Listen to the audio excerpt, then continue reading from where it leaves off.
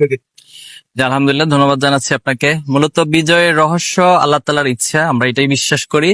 আল্লাহ তাআলা ভালো মনে করেছেন এই জনপদের জন্য, যেহেতু 5ই আগস্টের যে একটি রক্তস্নাত বিপ্লবের মধ্য দিয়ে আমরা একটি ফ্যাসিবাদ মুক্ত বাংলাদেশ পেয়েছি। তো সেই বাংলাদেশের পর সাধারণ শিক্ষার্থীদের যে আশা আকাঙ্ক্ষা, তারা যেমন ছাত্র রাজনীতি দেখতে চায়, আমরা 5ই আগস্টের পরে ছাত্র সংসদ নির্বাচনে বারবার দাবি তুলেছি। এর মধ্যে মূল কারণ ছিল শিক্ষার্থীদের আশা আকাঙ্ক্ষার প্রতিফলন আমরা দেখতে চাই। তারা কেমন বাংলাদেশ দেখতে চায়, কেমন ক্যাম্পাস দেখতে চায়, কেমন ছাত্র রাজনীতি দেখতে চায়।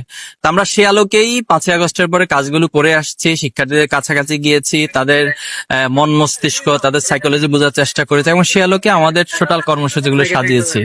তো এই কারণেই শিক্ষার্থীরা আমাদের উপর আস্থা রেখেছে।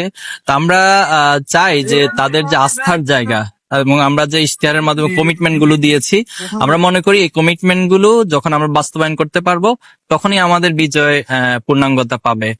আর বাকি যেটা বলেছেন যে সামনে নির্বাচনগুলো কতটুকু আমরা চেষ্টা করে যাব, এবং আমরা ইতিমধ্যে আপনি লক্ষ্য করেন যে ঢাকা বিশ্ববিদ্যালয়ে ঘোষণা দিয়েছি যে আমরা 3 মাস অথবা সর্বোচ্চ 6 মাসের মধ্যে আমাদের প্রতিশ্রুতিগুলো আমরা বাস্তবায়ন করব, এবং সেভাবে করেই ডাকসুতে কর্মসূচি এগিয়ে যাচ্ছে। এবং বাকি ক্যাম্পাস গুলোকে নিয়ে আমরা বসেছি, ওনাদেরকে প্ল্যান গুলো যেন এক্সিকিউটিভ একটা প্ল্যান গ্রহণ করে এই ইশতেহার গুলো বাস্তবায়ন করতে পারে, এবং আশা করছি সামনে নির্বাচনগুলোতে শিক্ষার্থীরা আমাদের আস্থা রাখবে। এখন আমাদের কোনো কিছু একক কোনো কৃতিত্ব হয় না। ইসলামী ছাত্র শিবির তার প্রতিষ্ঠান লগ্ন থেকেই যখনই যারা দায়িত্বে ছিলেন, তারা সে সময়ের জন্য পরিস্থিতি বিবেচনা করে সবাইকে পরামর্শ করেই সিদ্ধান্তগুলো গ্রহণ করেছেন। আমাদের কোনো সিদ্ধান্তই আমরা এককভাবে নেই না, আমাদের পরামর্শ সভা রয়েছে, সারা দেশে দায়িত্বশীলরা রয়েছে, প্রত্যেকটা বিষয়ে আলাপ আলোচনা করে আমরা সিদ্ধান্ত নেই।